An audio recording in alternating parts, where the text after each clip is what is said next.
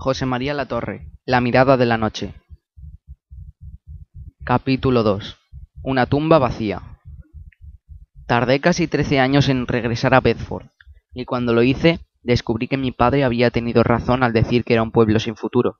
Durante ese tiempo, la población se había reducido a menos de la mitad, unos habían fallecido y la mayor parte se había marchado. Entre ellos, me enteré, los que fueron mis amigos de la infancia, que ahora me parecía lejana, como si hubiera transcurrido en un mundo remoto. Mi regreso no fue voluntario, sino fruto de la curiosidad y el azar. Acababa de cumplir 22 años la semana anterior y había salido de Londres con mi título de licenciado en Filología Italiana bajo el brazo, con el objetivo de dirigirme por tren a Stamford, población situada a unas 150 millas al norte de Bedford. A través de un amigo de mi padre había aceptado, más por capricho que por necesidad, el trabajo de impartir clases de literatura clásica e historia del arte a los dos hijos de un aristócrata llamado Mills, que acababa de enviudar.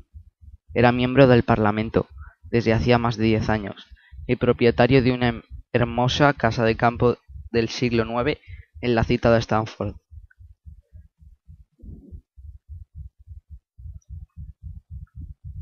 Después del intenso año de estudios y del ambiente de Oxford, me atraía la idea de pasar una temporada en un lugar pequeño, vivir en una casa de campo y hacerme cargo de las clases de 2 niños, lo cual en principio me parecía una tarea fácil y poco laboriosa. Por otra parte, el trabajo estaba bien pagado, y se trataría de una breve ausencia por el contrato que me obligaba a incorporarme después del día de Navidad, antes de final de año y vencía a primeros de junio, es decir, me comprometía por poco más de 5 meses. Mi proyecto consistía en pasar en Stamford lo que restaba del invierno y la primavera, y marcharme en verano a Italia, para profundizar en el estudio del Renacimiento, con objeto de preparar mi tesis doctoral y afrontar en serio mi futuro profesional a la llegada del otoño. Lo que tal vez influyó más en mí para aceptar aquel trabajo fue el hecho de poder recuperar, aunque fuese por poco tiempo, la vida lejos de la gran ciudad, una especie de llamada de la tierra.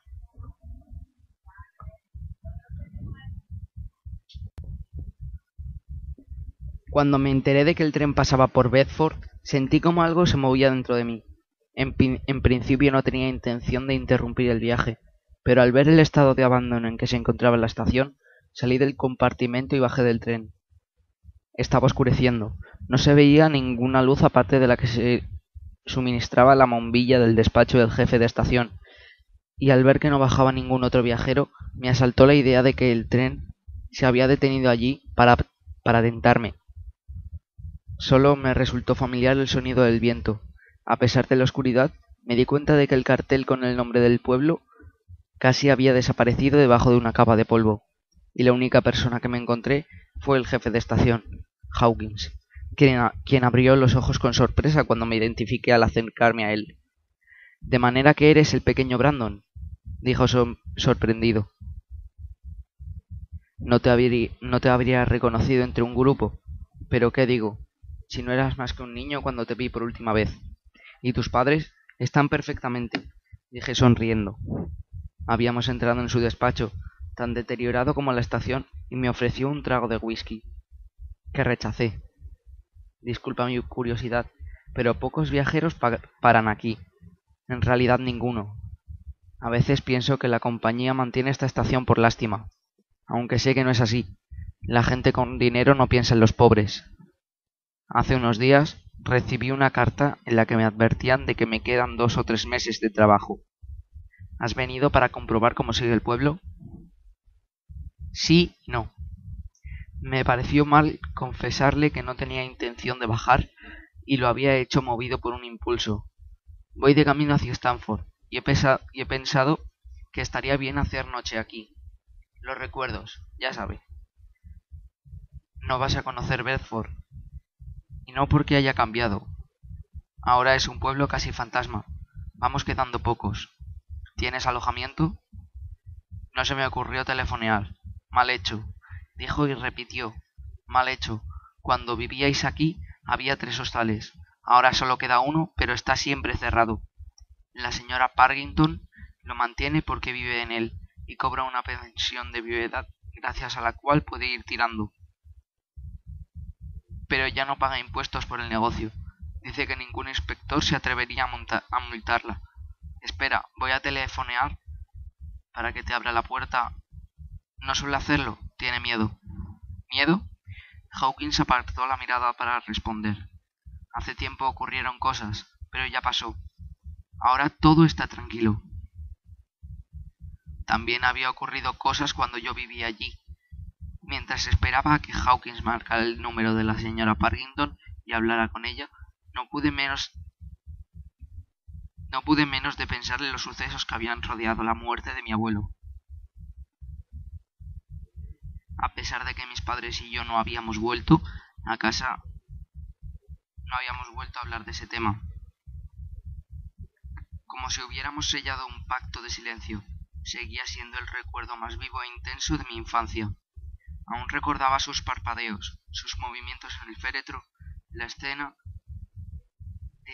de la que había sido testigo en el cementerio, las apariciones nocturnas del hombre del rostro cadavérico y las palabras de mi amigo Basil. Vimos a tu abuelo cerca del cementerio. Iba andando por un lado del camino entre los árboles.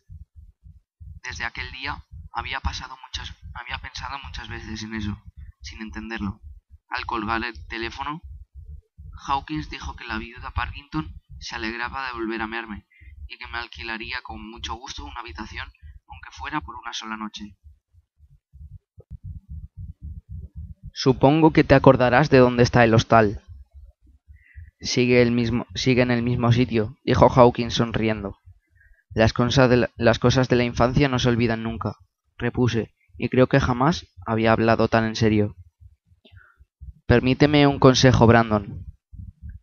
Aunque tienes edad suficiente para no aceptar consejos de nadie, añadió sirviéndose otro whisky, pasea por el pueblo, recuerda tu niñez, pero no vayas al cementerio ni preguntes a nadie por el pasado. Es mejor no removerlo. Lo que sucedió está olvidado. ¿A qué se refiere? No te comprendo. Disfruta de las pocas horas que vas a permanecer entre nosotros, pero no olvides que el tiempo ha pasado y estás viviendo hoy. Insisto, será mejor que no vayas al cementerio. Deja reposar a los muertos. Muchos no tienen a nadie que rece por ellos. Me gustaría hacer una visita a la tumba de mi abuelo. Hace más de 12 años que no la he visto, dice con firmeza. Hawkins no contestó.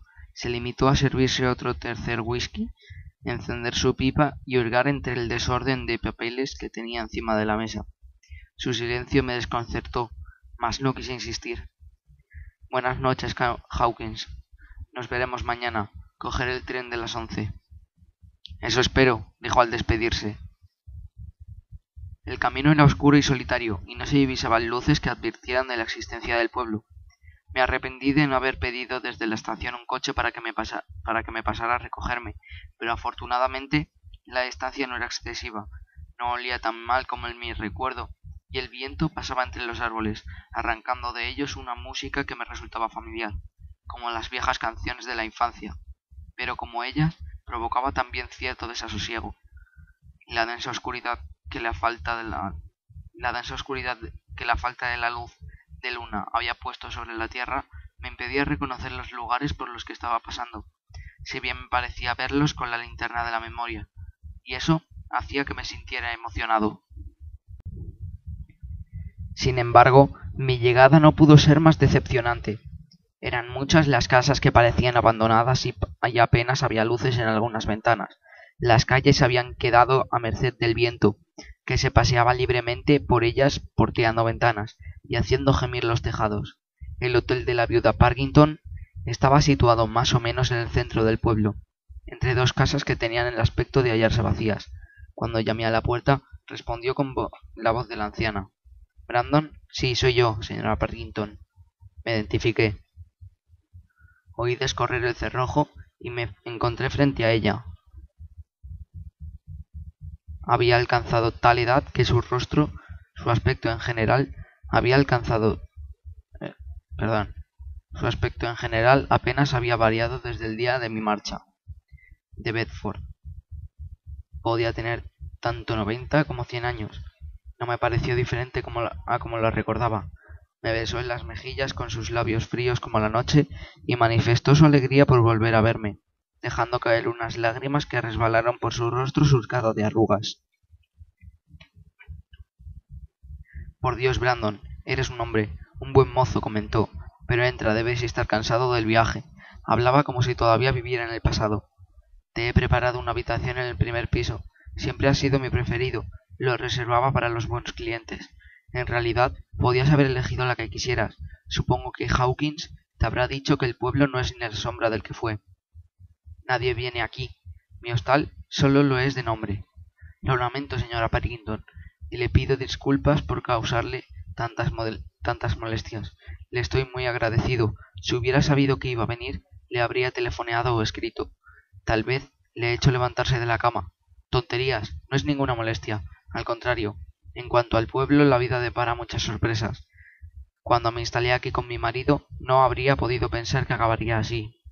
Se empeñó en subir conmigo agarrándose al posamanos y apoyándose en mi hombro. La falta de calefacción se hacía notar en la estancia. La extrema sencillez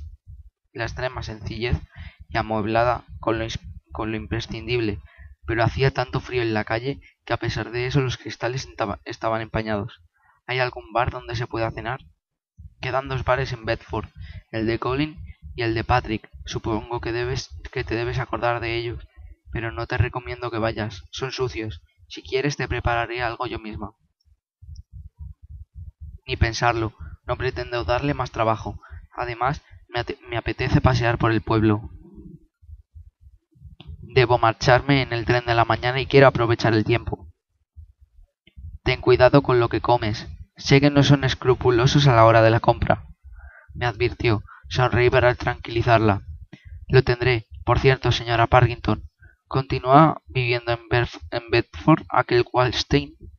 En el pueblo no hay ningún Waldstein, respondió. Me pareció que quería añadir algo, pero se calló tras entregarme las llaves de la habitación y de la puerta de la calle. Le ayudé a bajar la escalera y salí agradeciéndole de nuevo su amabilidad. Había luz en la que un día fuera a mi casa. Ir allí fue mi primer objetivo apenas me vi fuera del hostal. Estuve tentado de llamar y darme a conocer para pedir a los nuevos ocupantes que me permitieran verla, pero lo pensé mejor y al final desistí. En cambio, sí miré con nostalgia el jardín, escenario de tantos juegos y lecturas, y me asaltó el recuerdo del individuo de rostro cadavérico al que había visto en 2 noches similares, surgiendo de entre las sombras, como una aparición y asomado a la ventana con el fondo del silbido del viento. Tantos años después seguía produciéndome una inmensa inquietud. Ahora el jardín estaba desierto. Apenas me crucé con un par de personas por las calles. Encontré abierto el bar de Colin Wateley. Solo había un cliente, que me miró de arriba abajo y siguió observándome con insistencia, apartando su atención del televisor cuando me quité el abrigo y me senté en una mesa. Su rostro me resultó desconocido. Colin había envejecido tanto que casi no lo reconocí. El escaso cabello que le quedaba en la cabeza era completamente blanco, y su rostro empezaba a parecerse, por las arrugas, al de la viuda Parkinson.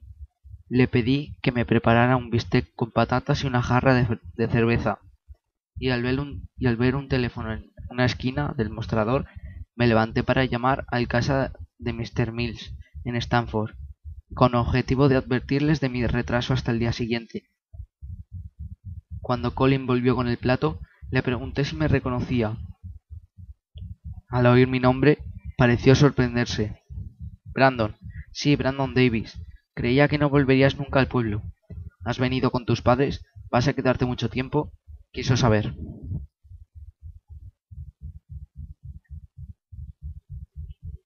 No, estoy de paso. Me hizo varias preguntas insustanciales y se retiró detrás del mostrador. Aparentemente seguía el programa de la televisión, igual que el otro cliente del bar. del bar, fumando un cigarrillo y con la mano derecha apoyada en la mejilla, pero de vez en cuando se volvía a mirarme de reojo y encendía un cigarrillo con otro, como si estuviera nervioso. Esperó a que hubiera terminado de cenar para sentarse a mi lado después de pedirme permiso. La verdad es que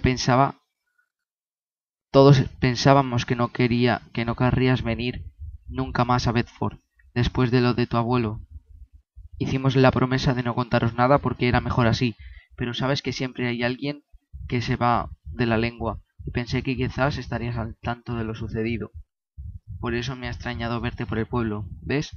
Ahora he hablado demasiado y ya no tengo más remedio que seguir. Un nudo de angustia se instaló en mi pecho y en mi garganta, a la vez que empezaba a sospechar lo que se proponía decirme. Mi abuelo murió. Nos marchamos del pueblo pocos días después. ¿No lo recuerda? Dije.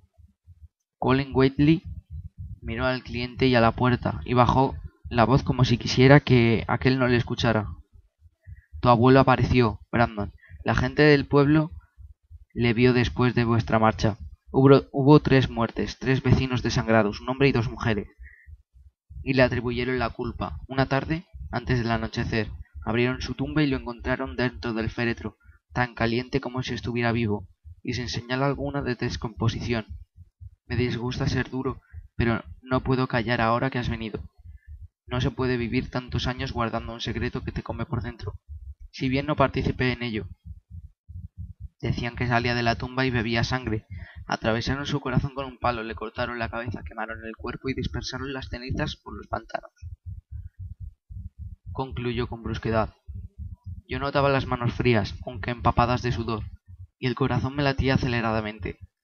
Lo que me había contado se aproximaba mucho a mis sospechas, pero no podía reconocerlo en voz alta.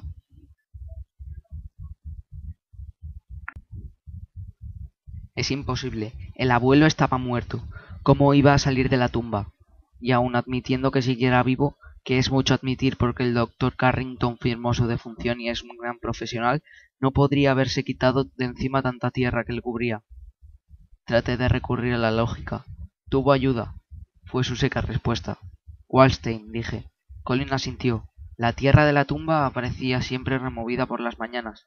Un vecino dejó una señal clavada en ella por la tarde en busca de pruebas, y al día siguiente la encontró encima de otra tumba.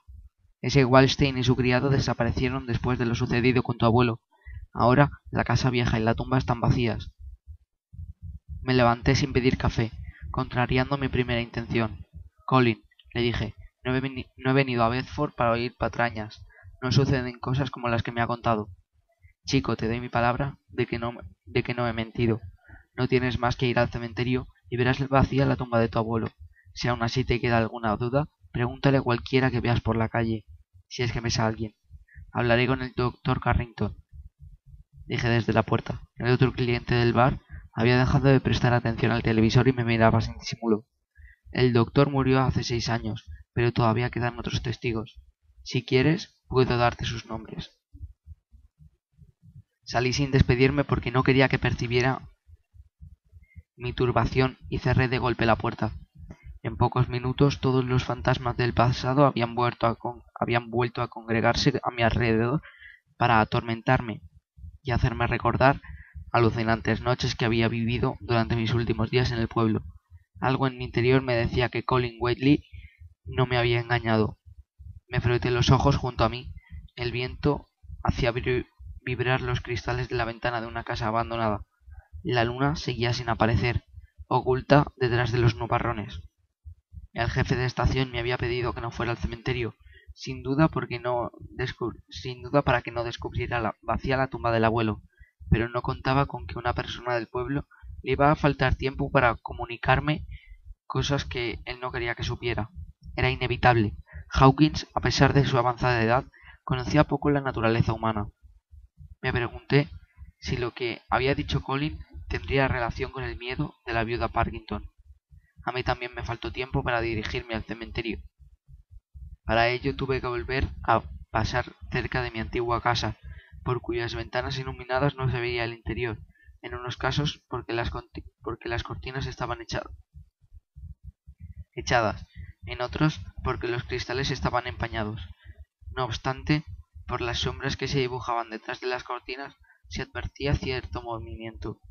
Así pues, atravesé otra vez el oscuro camino flanqueado de espinos y enseguida divisé la tapia del cementerio y la puerta de verjas. Estaba abierta. De las tumbas y de los nichos se desprendía una sensación de abandono, la cual atribuía al hecho de que muchas familias se habían ido de Bedford en los últimos años, dejando atrás a sus difuntos sin haber encargado a nadie el mantenimiento de las sepulturas. Había varios nichos con el cristal roto, que el viento parecía portearse.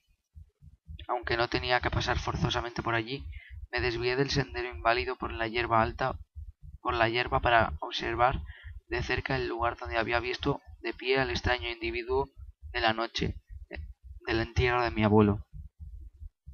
No quedaba ni rastro de hierbas secas. El terreno se había convertido en yermo. Tal como había dicho Colin Whately, la tumba estaba en efecto vacía. No existía ni la lápida de mármol ni la negrura del agujero. Y la negrura del agujero parecía no tener fin. ¿Qué secretos habría encerrado aquel foso? Me estaba haciendo la pregunta cuando percibí un ruido procedente del fondo del agujero que me provocó un escalofrío. Reaccioné mirando a mi alrededor, temeroso de ver otra vez a la aterradora figura,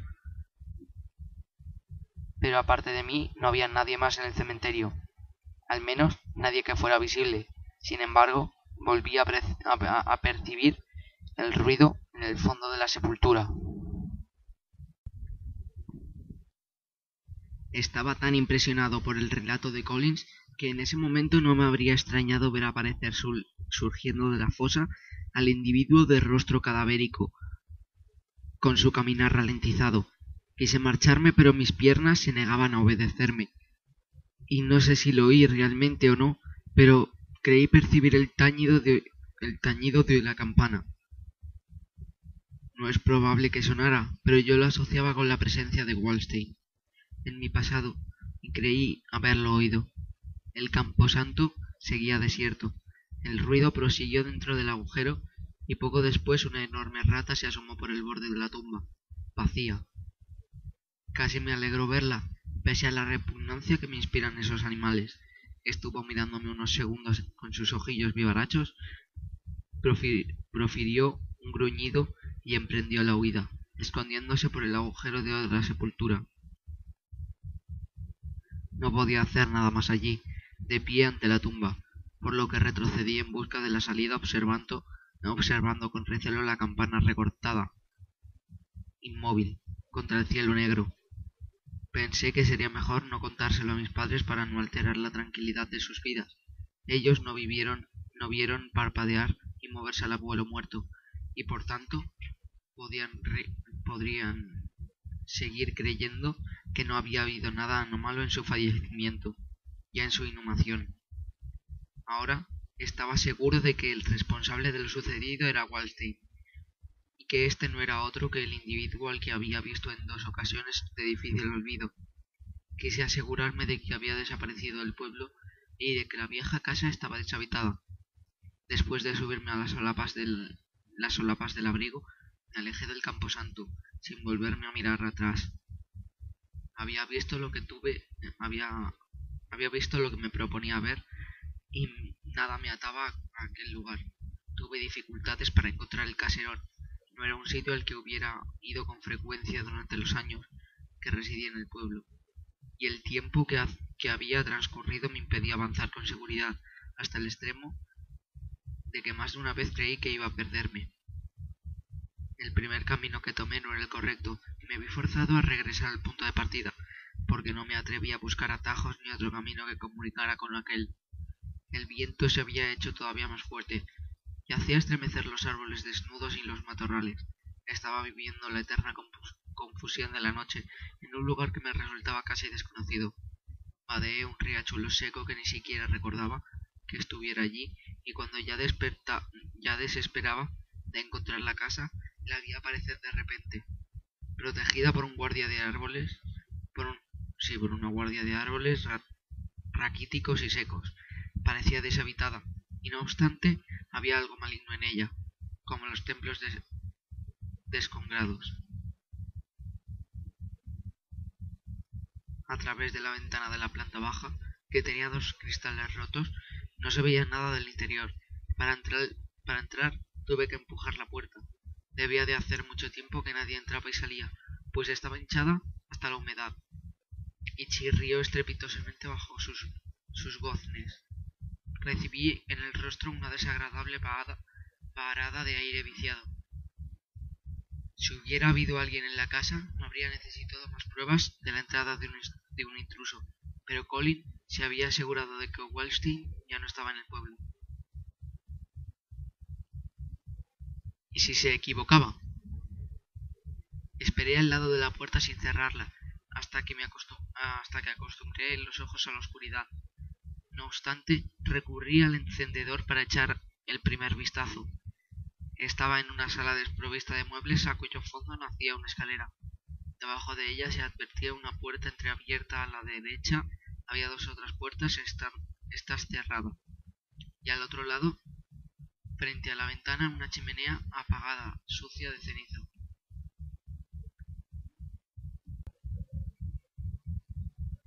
Me sorprendió encontrar la ceniza caliente. Como si hiciera poco que la chimenea hubiera sido utilizada. El descubrimiento me incitó a apostarme en un rincón y esperé allí a que el encendedor se enfriara para inspeccionar con él las estancias de la derecha.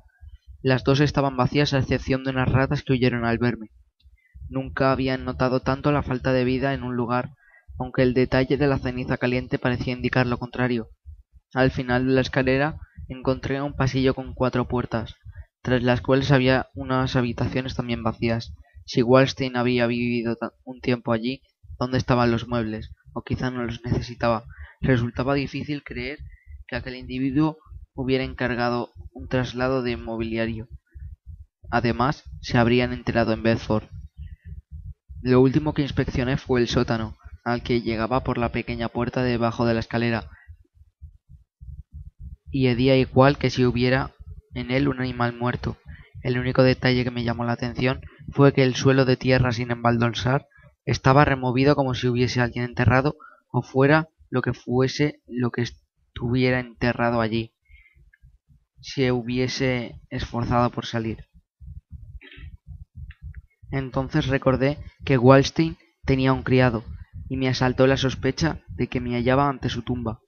Me agaché para tocar la tierra, observando por una rata desde una esquina. Puede que si hubiera dispuesto de una pala me habría preocupado de excavar, pero no era el caso, aunque la tierra removida ejercía cada vez mayor atracción sobre mí. No había nadie en la casa ni oí otro ruido que el producido por el correteo de las ratas y por el insistente ulular del viento. Todo apuntaba a que Colin Whateley tenía la razón al decir que Waldstein había abandonado el pueblo. Sin embargo, no me sentía plenamente convencido lo avanzado de la hora,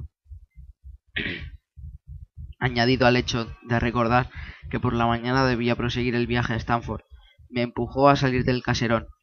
Después de alejarme de él, todavía me volví para observarlo, inquieto por su aura maligna. Un ruido en la hojarasca, como si alguien estuviera merodeando por los alrededores de la casa, hizo que me detuviera para prestar atención. El sonido se repitió, mas no vi nada en la oscuridad. Traté de tranquilizarme diciéndome a mí mismo que debía de haberlo provocado algún animal, pero aún así me alejé de allí rápidamente. Para mi buen sentido de la orientación, conseguí encontrar el camino de vuelta sin tantos titubeos como en la ida. A veces me parecía oír detrás de mí unos chasquidos de ramas y nuevos crujidos de hojarasca, pero lo atribuí a mi estado nervioso, y me sentí mejor cuando llegué a la altura del cementerio, lo cual indicaba que me encontraba a un paso del pueblo. Desvié la mirada hacia la puerta de verjas. Estaba seguro de que la había cerrado al salir y ahora estaba abierta. El viento la empujaba contra la pared, donde chocaba provocando un chasquido metálico, y volví a recuperar el terreno perdido para enseguida efectuar el mismo recorrido. ¿Sería posible que hubiera ido alguien más al cementerio? No parecía probable. pues pasaban de las 4 de la madrugada y la curiosidad me incitó a espiar el camposanto. Habría estado dispuesto a jurar que vi una sombra moviéndose al fondo, entre los nichos de un rincón, pero no quise acercarme a comprobarlo.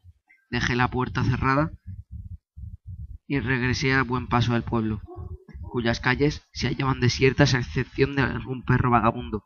Tampoco había luz alguna en mi casa. Abrí el hostal procurando no hacer ruido para evitar despertar a la señora Parkinson y lancé un suspiro de alivio cuando cerré a mi espalda la puerta de mi habitación. Antes de acostarme me asomé a la ventana sin dar la luz, una costumbre que conservaba desde niño.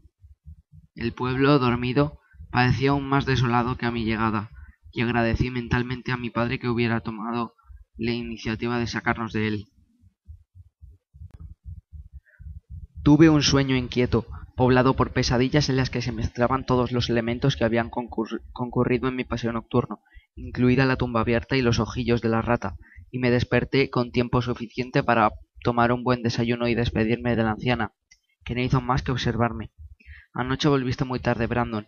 Sé que no es cosa mía y líbreme Dios por reprocharte nada, pero me chocó, porque el pueblo no tiene mucho que ver. Lamento haberla despertado, me excusé. No era mi intención. No me despertaste. Apenas duermo y cada vez que logro cerrar los ojos me despierta cualquier ruido, incluso el vuelo de una mosca. Puedo oír el ruido de un papel cuando lo arrastra el viento por la calle. Me miró con ansiedad. ¿Fuiste al cementerio? Al ver que respondía firmemente, añadió: no debiste hacerlo. Seguro que el impertinente de Colin te contó cosas como que no tendría que haberte contado. Como sabe que estuve hablando con él. Oh, Brandon. No hay más que 2 bares en Bedford, y si estuviste allí significa que hablaste con Colin.